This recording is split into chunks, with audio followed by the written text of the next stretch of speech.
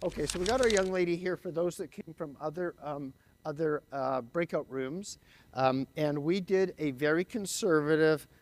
Uh, if I was doing it, I'd be a lot more assertive subdermally. I'd be doing the pop, pop, pop, pop, pop, pop subdermally after I did the subcutaneous, and then Morpheus over top. Probably would have doubled or tripled the pulse count. Rather than 50 joules here, non-lipo, I'd probably be 100 to 150 to get the dermal treatment. So we did heat. After the heat, we applied a little bit of filler in the high zygomatic arch. We did a little filler under the eye and Botox in the brow. The only thing I'm not doing is the temporal PDO max per suture suspension because she didn't want to do it. Now, I didn't do it at the time, but right here under the eye, she's got a few wrinkles, and we're going to take fractional carbon dioxide right over top of that. And so let's take a look at our device. And so if you can show us our device here, thank you. This is the Solaria. It's a fractional RF triggered carbon dioxide technology. You've got a number of different options. Typically, we're going to use this type of face for processing techniques. A narrow interpulse or pitch distance and more energy. So we're going to drill deep, and we're going to drill a lot of holes close together. Probably about 40% coverage. And that's going to take maybe 4 or 5 days to put on makeup. You're going to re-epithelialize in 24 hours, but it'll dry and crusty for 4 or 5 days, but it'll make all her wrinkles go away under the eye. We already did the Morpheus under the eye. Come back to our patient now. We did Morpheus under the eye. I did a 4 millimeter, 4-second fixed pulse at 30 to get the fat pad. Then I did 3 millimeters fixed 3 seconds at 30 for the septum, orbital septum, orbicularis oculi. And then we don't get too fixed on the new software, so I did 2 cycle 3 passes. Now I'm going to pull down and go zoom in if you can on me. Zoom. I'm going to go after the superficial epidermal, dermal, papillary dermal fractional ablation. So for carbon dioxide, we get ablation and coagulation. Erbium is mainly ablation. And with the Morpheus, we're ablating or coagulating from the inside out. And I sandwich the two together. Okay, we want to have either shields, intraocular, or lead impregnated stainless steel Teflon coated, or these OSHA plastic goggles. We're going to pull down and we're going to come right under the lower lid. So go ahead and put on our tip, and Shelby, you come over and I'll narrate as you're treating.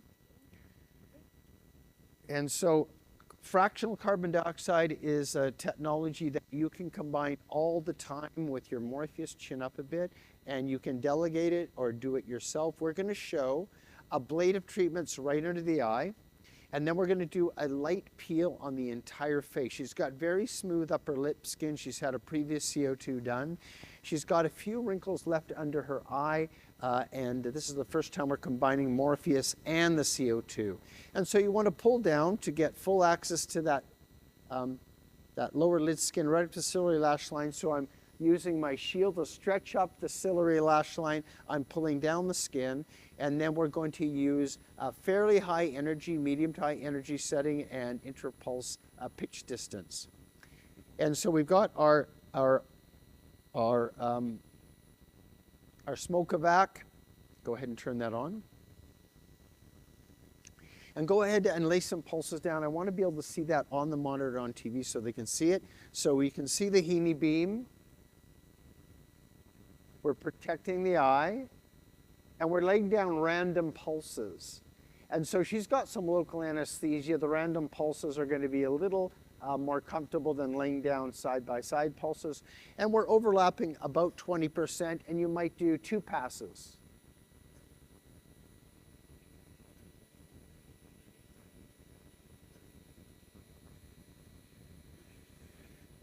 There we go. You can see the little white ablated tissue, which is the epidermal vaporization. It's ablating and vaporizing the tissue. This depth is going to take us 700-800 microns deep, so through the papillary into the superficial reticular dermis. You can tell it's kind of yellowish white. You're coagulating some of the papillary plexus, which is why it's yellowish. You're mixing some hemoglobin. If it's very, very white, like you'll see in a superficial peel, it's going to be very, very epidermal superficial papillary ablation. Now, each one of these ablated lesions is going to reepithelialize from intact basal keratinocytes. In the old days, when I was resurfacing without fractionation in the 90s, you had from the bottom up. People were weeping and oozing for until you metaplasia and sending keratinocytes up and resurfacing from the inside out. This heals within 24 hours, adjacent basal keratinocytes. Then the tissue you haven't ablated in the dermis acts as the reservoir for resurfacing the whole area. And so you can see those little ablated lesions right over top of where we did a 2 millimeter cycle Morpheus 3 passes. So we heated from below and we ablated from above. That's going to give gold standard wrinkle reductions. So for barcodes like upper lip lines, Fitzpatrick 8, 9, 10 wrinkles, I showed a few of them today, and lower lip lines, I'm always combining on skin types 1, 2, and 3, CO2 from the top and Morpheus from the bottom. Morpheus bakes the cake, CO2 is the icing. If I do CO2 alone, I cannot get the same results. And if I try to get too aggressive, I'm going to get fractionated hypopigmentation. If I do Morpheus alone, I'll get better results than CO2 alone, but the two together are beautiful. Now, we could go ahead and also combine the entire lower face with a Morpheus peel, but let's go ahead and do our other lower lid. So we take our shield, and I lift the eyelid up and pull the skin down to expose as much as we can to that silvery lash line. And again, you can see the Heaney beam laying down random ablative pulses overlapping about 20%. And we are creating about a 25 to 30% coverage of that tissue. And we can even do a second pass over top of that on each side. You want to feather down below the orbital rim. And I always do my Morpheus first. If I've got an epidermal injury with the Morpheus, then I abandon the CO2.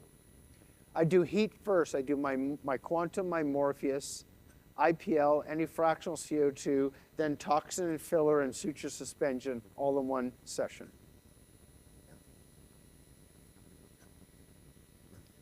And you did a second pass? Yeah. Excellent. Perfect. After, simply wipe off the ablation, and then simple Aquaphor. You can use a topical antibiotic if you want. You can have post-resurfacing skin care from your SkinCeutical line or from your Skin Medical line. I simply use Aquaphor. I tell them in 24 hours to re-epithelialize, continue to use Aquaphor. You might, in the clinic, go ahead, let's do a peel. You might, in the clinic, go ahead and do do one application of a topical antibiotic. But if you use topical antibiotics with ablated epidermal dermal injury, you're going to get some hypersensitivity reactions. So one dose maybe. I just go right to Aquaphor. I give everybody 1 gram of Valtrex in the office anytime you're around. Everyone's had the virus, even if they don't know it. It's a potent reactivation. You get disseminated, hepatic eruptions, you can't get scarring. You're not going to get scarring from this. So I give them 1 dose of Trex. In terms of avoiding the sun, I tell them, what are you sun tanning for anyway? So avoid the sun the rest of your natural born days, or continue to go to tanning beds, and let's book your next treatment 3 months from now. So the sun, man, this is why you're doing it. Get spray tans if you want to have a tan in the summer and winter, but don't use ultraviolet light. And if you do, then just keep coming back. When do you redo CO2? When I redo Morpheus, I do aggressive assertive treatments. They don't need to see me for a year for Morpheus. Once every 4 months for toxin, once a year for filler. When do we do it? When we do the Morpheus. Once every 3 to 5 years for suture suspension. And I always use a polydioxanone absorbable product. There's many makers of that. I don't use sutures, they're not fixed. If there's no craniofacial suspension, you're wasting your time. Bidirectionals, just injected those Korean threads, complete waste of time. Make sure you fix it and you suspend it, but undermine it. Undermine it with quantum or undermine it with the Morpheus from above. The CO2 peel then, we back way off energy and we're quite far apart. This is a 24-hour recovery. And it's still better than most of your alpha hydroxy acid or chemical peels.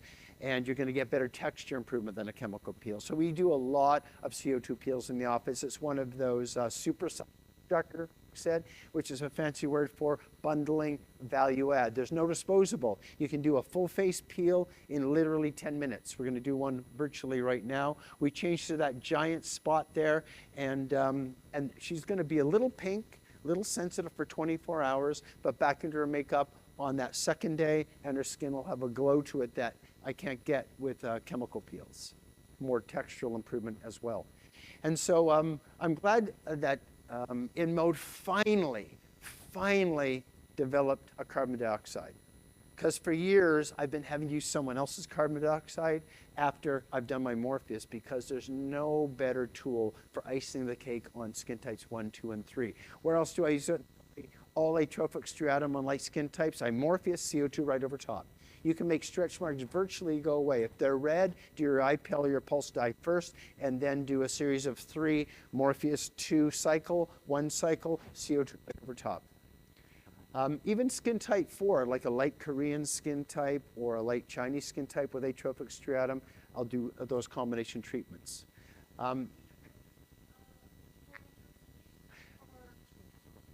So for skin types 1, 2, and 3 on the face, I'm going to use custom contouring with my Morpheus. So if I got fat, I want to kill it, even if it's subseptal, I'll use 4 millimeters typically, or 5 to go after the gel. Fixed for fat.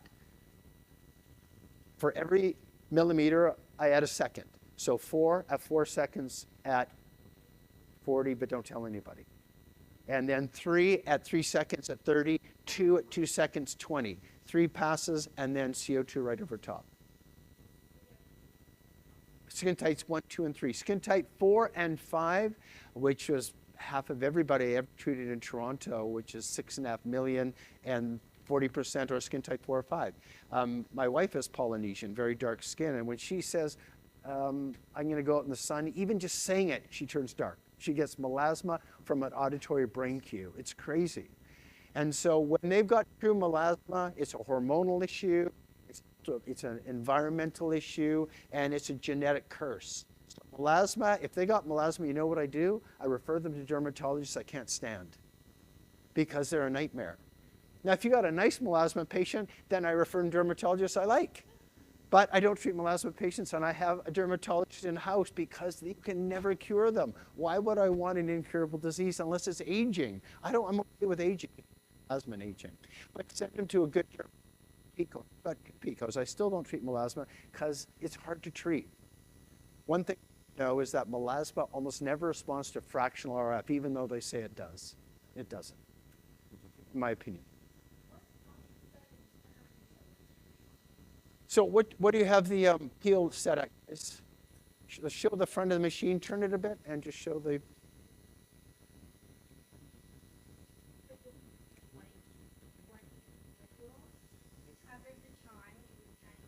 Zoom in so you can zoom in on that a bit more.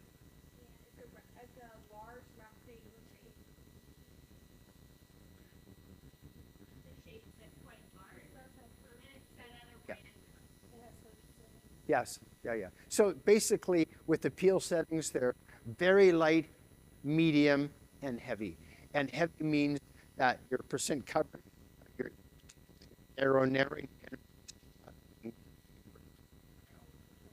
Yeah. So if you already have a CO2, just making sure, Vic, cover your ears, man.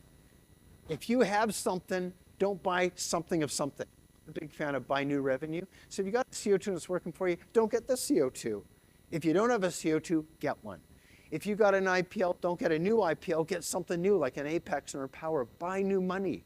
Don't invest in technology for a little bit better money that you got, because rarely are things that much better or that much different unless it's the quantum. Quantum's in a whole different category. Morpheus is in a whole different category. Does that make sense?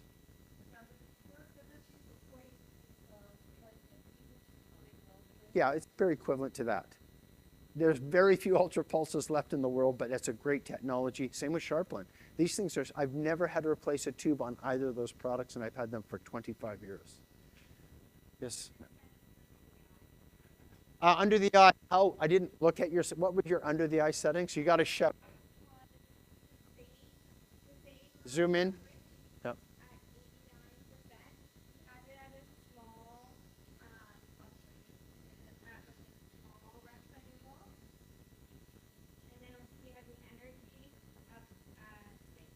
Usually it's between 50 and 70 for fairly aggressive, deep papillary reticular ablation.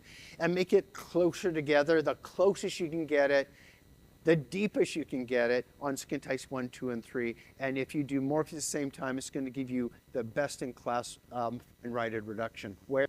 Here and here. And then acne scarring. Great to sandwich acne scars. Rolling scar, if they're ice pick, nothing really works. Refer to the same dermatologist as melasma. 0.89%. 89%, man, that would be non-fractionated. That would be old school. Yeah, you're right. 0.8. So I was going to say that to the end. Let's say you got a bunch of holes in the skin. What makes sense? To me, in a market, we can't use exosomes because it's not Health Canada, not organic or biologic. I would use PRP all day long. Love PRP. Draw some blood. Let's say you got a 5 cc drop, you spun it down, 1 cc topical, 5 cc with a 4 cc's cannula, inject it subdermally. And then when I'm done, I even inject a biostimulator like a Sculptra, polygalactic acid at the same time once all the heating is set. So I'm a big fan of augmenting the wound healing process, and PRP is the way I would go. Now, if I was in a market where you could use exosomes, absolutely. Yeah, so nano-fat, microfat, say fat that's viable, can pick up a blood supply, or it's a biostimulant, it's a precursor, it's a stem cell. Do that after all the heat, and that would be again a subdermal injection technique and throughout whatever soft tissue. So I would do heat, toxin filler, including fat, PRP, and then suture suspension all at once. What's, sorry? Have not. What?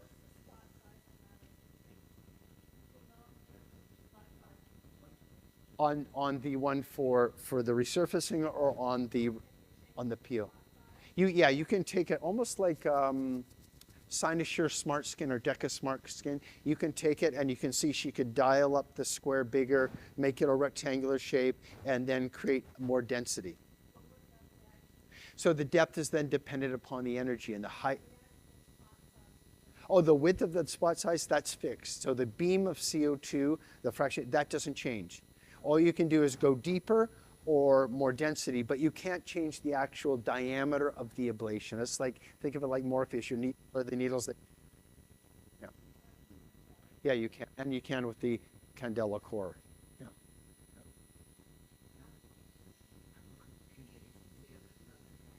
So I'm a big fan of CO2 on the neck judiciously, because I have created, even like white albinos like me, I've created fractional hypopigmentation. And I spend like 6 months to a year to blend it all in. So you got to be very cautious. It's very, very, very thin skin, and it's very easy to knock off any kind of melanocyte reserve you have.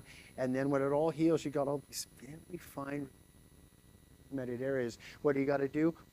Make it all white. So you got to do a number of different treatments. So I would just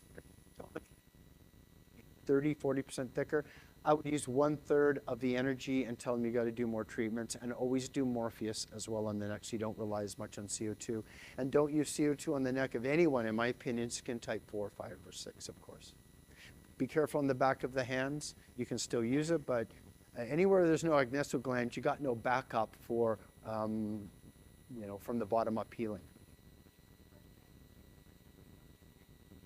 So Morpheus on the neck, skin type 1, 2, and 3. If it's, I divide that in endomorphic, chubby, or ectomorphic, skinny. If they're skinny and it's mainly elastotic, it's going to be a 2 and a 1 cycle, because I just want to get subdermal remodeling. If they're skin type 1 or 2, light 3, light fractional CO2 over top. If they're a bit, let's say, endomorphic, or if you're on DEI, let's call it chubby. If they're a bit chubby, then we'd use more to kill fat, which is going to be a 4 or 3 fix, depending how much your pinch is, 2 or 3 passes. if you have the new burst and scale. A burst like 4-3, 3-2 for skin tightening. And rarely does someone who has a chubby neck have laxity, so I don't use CO2 over top of that. Yeah. Quantum, though, on all necks. If you saw Dr. Hans's work, that kind of quantum is 3 times faster and 10 times more effective than all the Morpheuses in the world. So if you're doing well with Morpheus and you're not an aspirator, quantum 10. If you're an aspirator, quantum 10 in the Ignite, so you can have the quantum 25 for other areas. It really does change the game. I would agree with the previous 2 speakers. I'm highly biased, so listen at your own risk, but they're not necessarily. And there are hundreds of doctors now who own quantum around the world. And they've been using it less than a year. So if you want to be, okay, I'll wait till everything proves itself, wait 2 years. But something that makes sense, that works and works early and works quickly and works effectively, it's going to be a product you're going to see, think, practice. Think if you were 5 years ago, would you have brought the Morpheus into your practice quicker to capture that market share? The quantum is going to be a better seller, I'm telling you right now, than the Morpheus ever was, because it's so much more versatile. It doesn't hurt us. It hurts like hell, but it's all done under local. You know, so Morpheus hurts, but it works. It hurts, but it works. The quantum never hurts, but you better use local. Now, if you use local, the Morpheus, it never hurts. So it's people trying to do too much with the Morpheus and assuming that people have no hypothalamus. You know. Okay, you guys have been awesome. Thank you very much, and enjoy House of Blues tonight. Thank you.